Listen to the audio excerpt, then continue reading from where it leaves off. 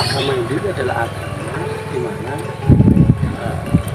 kita mencari kebenaran dan keberadaan Tuhan yang sejati itu. Karena dikatakan Hindu adalah hidup. Jadi kita itu menyembah kepada beliau sang hidup, di mana sang hidup itu yang menyelubungi alam semesta ini. Itu tempat ibadahnya pura ya? Ya, tempat ibadahnya adalah pura. Apa sih arti pura itu? Pura kalau dalam bahasa pura adalah benteng. Pura itu adalah benteng. Jadi semua lingkup dari pura ini adalah dinamakan sebuah benteng sebagai kita tempat untuk berbakti kepada Allah. Kalau dengan bagian-bagiannya? Ini kalau bagiannya ini di depan. Ini ada dua patung. Ini patung Dwapara. Ini disimbolkan dari Ganesha. Karena dan Esa. Karena itu adalah pengetahuan dan Esa itu adalah ketuhanan. Jadi ini adalah simbol bahwa pura itu adalah ilmu pengetahuan di mana kita untuk mencari Tuhan. Ini pura ini juga simbol dari alam semesta. Pura ini simbol dari alam semesta yang diringkas menjadi pura, bahkan di pura ini juga diringkas sebagai tubuh kita. Ini juga ada di bagian-bagian tadi itu ada patung Dwapara. Ini ada patung, ini ada Candi Bentar. Ini adalah di Nistamanda. Di Candi Bentar ini untuk memuja kepada Tuhan, kita sudah diharuskan untuk tenang, menenangkan diri. Jadi untuk berpikir itu ya kita sudah rileks. Kita ke dalam.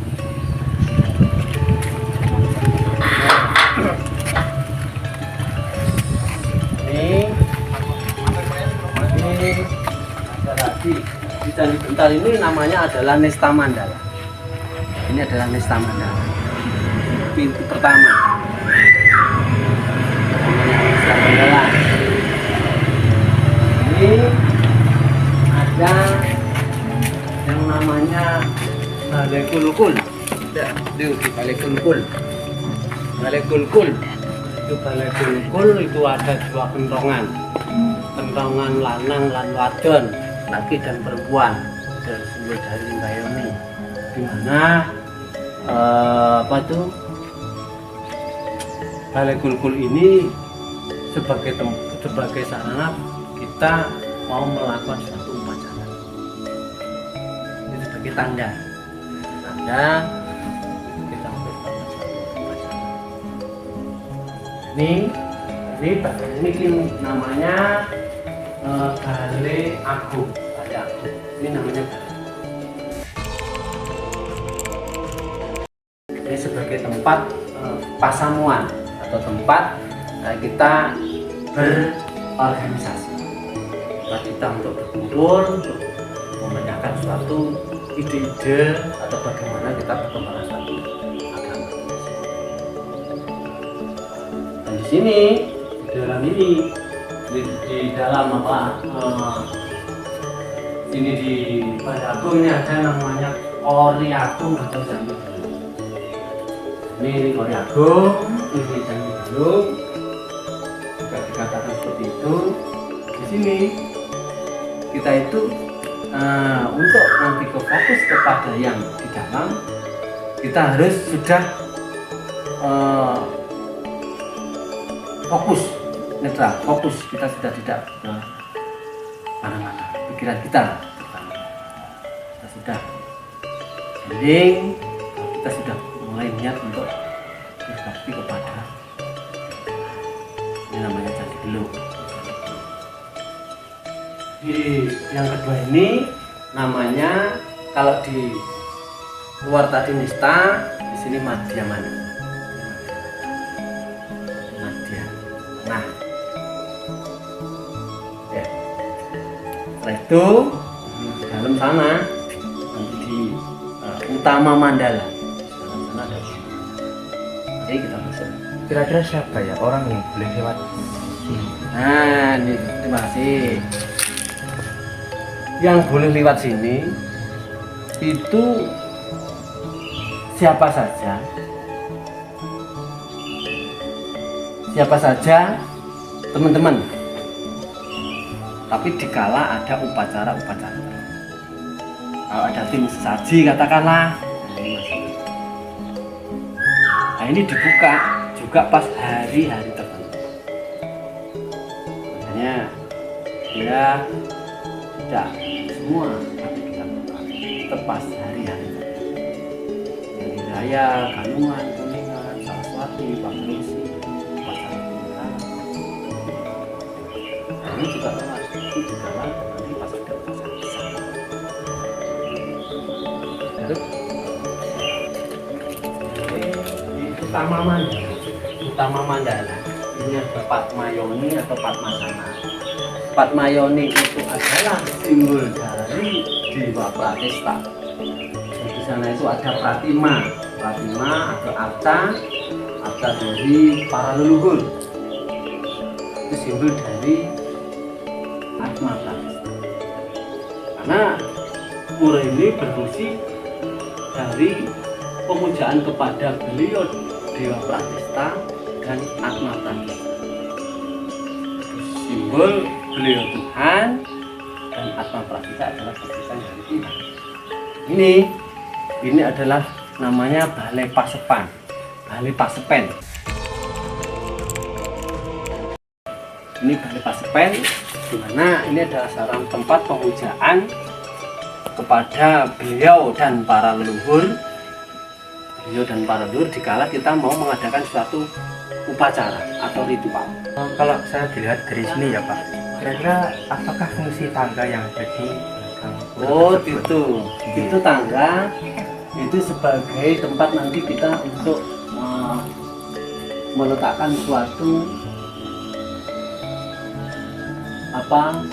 sarana prasarana upacara. Nanti kan ini ada. Apakah betul mungkin tangga itu berfungsi sebagai untuk upacara yang ada di atas sana itu untuk menuangkan 7 kendi susu, Pak? Apa benar? Itu yang dulu di pas acara pertama pembersihan itu dari Tirta Amerta yang berasal dari 7 sumber. Upacara Lukatan, kalau di Jawa namanya jamasan. Kalau seni modern ya mandi lah. Jadi ini upacara ada Lukatan pasti Tirta dari 7 sumber. Tapi dikala pas pensucian pura ini yang pertama. Kalau setelahnya itu sudah, ya itu yang kita pakai untuk meletakkan sarana dan prasarana. Nanti kan ada pengagem pura, ada payung-payung itu, ada kemasan. Itu ada Tirta Amerta. Itu ada Tirta Amerta. Jadi setiap kita setelah selesai melakukan persembahyangan, nanti meminum Tirta dari kendi juga dari nama Jun kalau bahasa Tirta Amerta. Perlu kita bawahnya kan adalah dupa itu adalah simbol sang hidup. Dupa itu makanya setiap di Hindu itu upacara mesti menyalakan dupa. Itu adalah simbol dari hidup, dari urip. Jadi kita berbakti kepada beliau Tuhan, kita tidak lupa akan hidup, bahwa kita itu bisa seperti ini karena beliau. Di situ kan ada yang berbentuk seperti manusia, itu kira-kira siapa ya Pak? Nah, sekarang tadi saya sudah jelaskan bahwa fungsi pura itu adalah sebagai tempat pemujaan kepada Dewa Pratista dan Atma Pratista.